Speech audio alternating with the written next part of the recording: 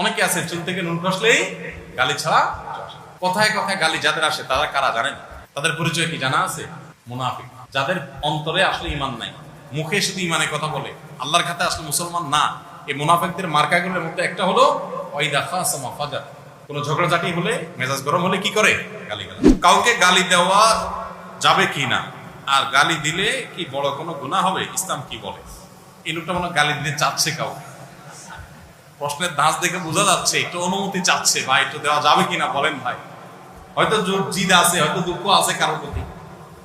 না ভাই, কাউকে গালি দেওয়া জায়েজ নাই। নবী করিম সাল্লাল্লাহু আলাইহি ওয়াসাল্লাম বলেছেন, ইমানদার কখনো গালিবাজ, ইমানদার কখনো অভিসম্পাদকারী, মুখ খারাপকারী, নিচু খারাপ কথা উক্তিকারী, এটা কখনো ইমানদার হতে পারে না।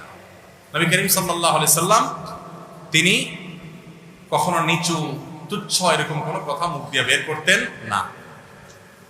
জেদের বশবর্তী হয়ে ঘরের লোকজনকে, অধীনস্থ লোকজনকে, বাহিরে ভেতরে যদি কেউ গালমন্দ করে তাহলে সে ফাসিক, সিবাবুল মুমিনি ফুসুক ওয়া কিতালুহু কুফর।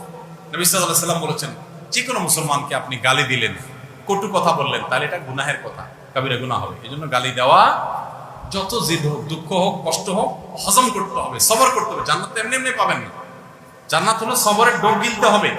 যদি তাকে শাসন করতে হয়, এমন কথা বলবেন যেটা গালি না। তাকে বকা দিলেন, কিন্তু বকার ভিতরে খারাপ কিছু বললেন।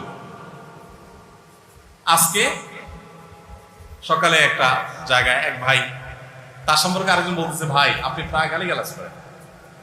তো সে বলতেছে, ভাই না তো আমি তো গালিগালাজ করি না। কারণ আপনি প্রায় শালা বলেন। কারণ আমি শালা তো বলি নাই, আমি একবার শুকর বলছিলাম।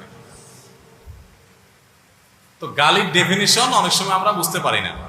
কাউকে যদি আপনি কোনো খারাপ পশু দিয়া পশুর নাম ধরে বলেন তুই অমুক, গালি কি গালি না? বড় গালি এটা। আর অমুকের বাচ্চা, তমুকের বাচ্চা, এগুলো কি শুধু গালি? এগুলো একাধারে গালি, আবার মিথ্যা অপবাদ। গালি শুধু তাকে দেন নাই, তার বাপকে ধরে দিচ্ছেন, মাকে ধরে দিচ্ছেন, বেচারা হয়তো কোনো দোষ নাই, হয়তো দুনিয়া থেকে চলে গেছে। তো এগুলো কোনো ইমানদারের স্বভাব হতে পারে না। ধৈর্য ধারণ করতে হবে। আল্লাহ আমাদেরকে তৌফিক দান করুন। কর্মচারী উল্টাপাল্টা করতেছে, মেজাজটা গরম হয়ে গেছে, দিয়ে দিলেন একটা কাজ, শেষ, আখিরাতটা শেষ করে ফেলেন। সবর করতে হবে ভাই। প্রয়োজনে দুইটা শক্ত কথা বল, তুমি কেন করলা? প্রয়োজনে তার অন্যায় করে থাকলে, ক্ষতি করে থাকলে নিয়ম অনুযায়ী, চুক্তি অনুযায়ী ক্ষতিপূরণ আদায় করেন তার কাছ থেকে, কিন্তু মুখ খারাপ করবেন না।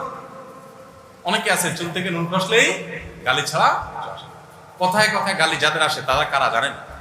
তাদের পরিচয় কি জানা আছে? মুনাফিক, যাদের অন্তরে আসলে ঈমান নাই, মুখে শুধু ঈমানের কথা বলে।